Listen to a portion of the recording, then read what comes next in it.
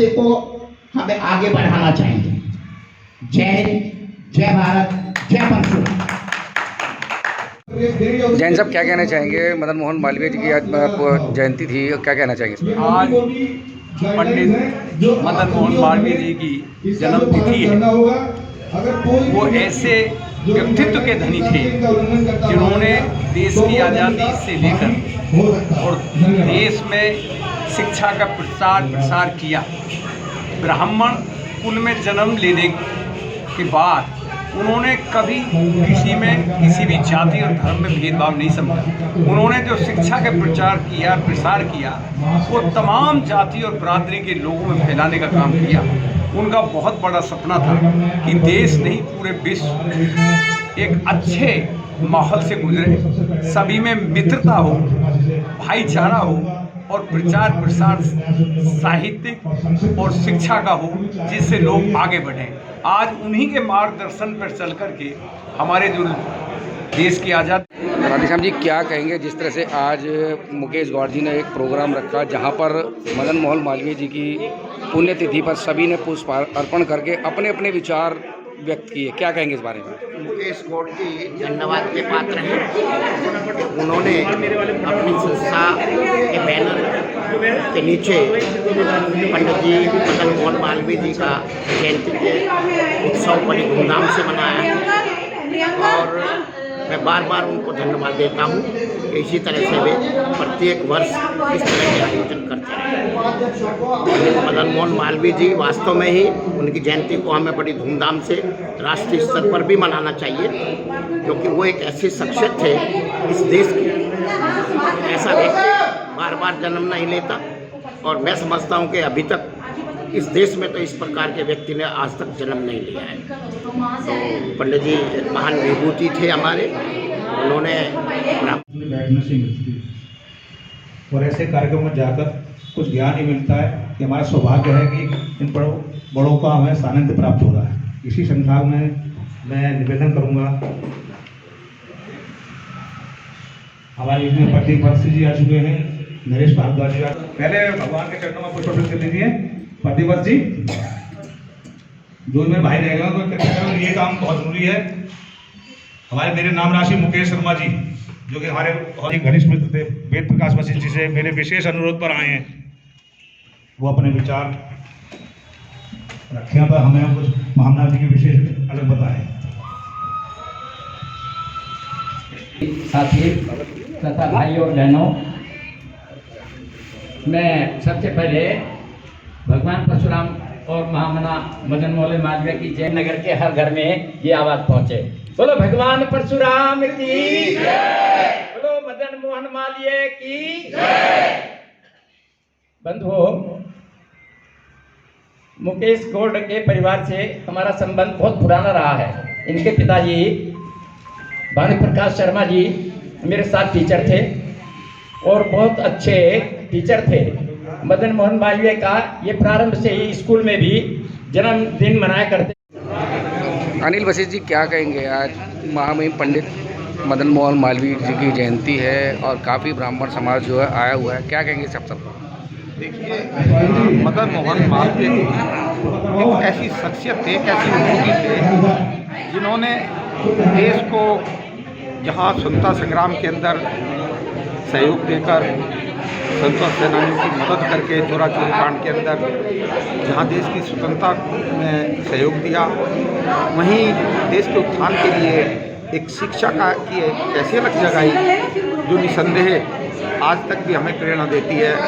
आज जो शिक्षा का प्रचार प्रसार इतना हम देखने को मिला है, उसमें एक बहुत ही बड़ा महत्वपूर्ण योगदान, एक मील का पत्थर बनारस हिंदू विश्वविद्यालय के रूप में हमारे सामने है।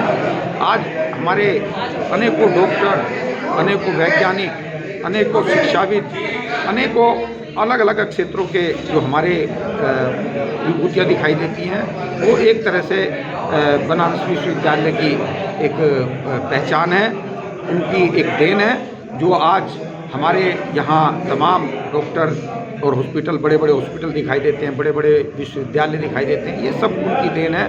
उसी में से सुनील जी क्या कहेंगी आज? आज जैसे कि पंडित मदन मोहन मालवीय जी की जयंती है और हमारे मुकेश भाई ने इसका आयोजन किया अखिल भारतवर्षीय ब्राह्मण महासभा के तहत। तो पंडित मदन मोहन मालवीय जी, क्योंकि इनके द्वारा ही हमारी संस्था अखिल भारतवर्षीय ब्राह्मण महासभा का गठन हुआ था 1939 में, और बेटी और रोटी के उद्देश्य के साथ इन्होंने इस संस्था का निर्माण किया था, ताकि सभी जो छोटी छोटी जातियों में जो ब्राह्मण बटे हुए हैं वो संगठित हों और साथ में उनके यहाँ बेटी और रोटी वाला रिश्ता रहे और उनके बच्चों को शिक्षित करके विद्या उपार्जन के माध्यम से उनको इस लायक बनाया जाए ताकि आगे वो अपने जीवन को चलाने में सक्षम हो सके। अखिल भारतीय ब्राह्मण महासभा। पूनम जी क्या कहेंगी, जिस तरह से आज मदन मोहन मालवीय की जयंती है, वहाँ पर जो है सभी ने पुष्प अर्पण भी किए और बहुत से जो लोग आए हुए थे उन्होंने अपने विचार रखे, क्या कहेंगे उनके विचारों को देखते हुए?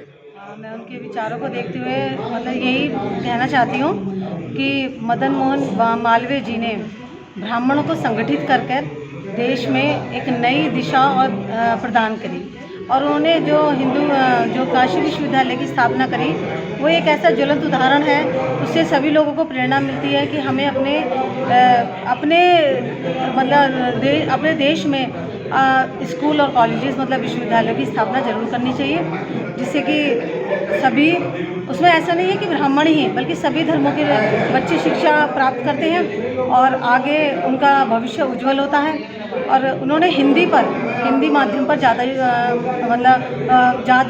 जोर देते हुए कहा कि हमारी जो जहाँ आज मुकेश गौड़ जी ने जो आज इतना ब्राह्मण समाज जो बुलाया गया है, आज मदन मोहन मालवीय की जयंती भी है, सभी ने आज जो है सभी ने गोष्ठी की है, सभी ने अपने अपने विचार रखे हैं, तो क्या कहेंगी इस विचार को देखते हुए? मदन मोहन मालवीय जी का जन्म दिवस है, इसके उपलक्ष्य में ब्राह्मण समाज के द्वारा ये जो प्रोग्राम रखा गया है, आयोजित किया गया है, उसके लिए मैं सबसे पहले तो ब्राह्मण समाज को बहुत बहुत बधाई देती हूँ जिनके द्वारा ये प्रोग्राम रखा गया है। हमारे मदन मोहन मालवीय जी जिन्हें महामना की उपाधि मिली गई थी वो सिर्फ उनको ही मिली है, अभी तक उनसे पहले ना किसी को मिली है ना किसी को आगे भी मिली है। उन्होंने सिर्फ ब्राह्मण होते हुए सिर्फ ब्राह्मण के नहीं हर समाज का उद्धार किया है। उन्होंने शिक्षा के क्षेत्र में, उन्होंने राजनीति के क्षेत्र में, हर जगह अपना महत्वपूर्ण योगदान दिया है, जिसके लिए समाज उनकी जितनी भी तारीफ करे, जितना उनके बारे में बोले वो भी कम है। उन्होंने देश के हितों को हमेशा अपने सिर पर रखा, उन्होंने अपने आप को ऊपर न रख के हमेशा देश के हितों को सर पर ही रखा है।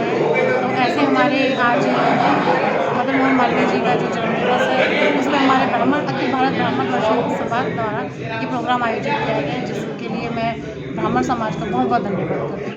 मुकेश जी क्या कहना चाहेंगे, पंडित मदन मोहन मालवीय की आज जो है जन्म उत्सव के उत्सव में जो है बहुत ज़्यादा जो हर तरह का समुदाय जो आपने आज इकट्ठा किया, और क्या कहेंगे इस विषय में?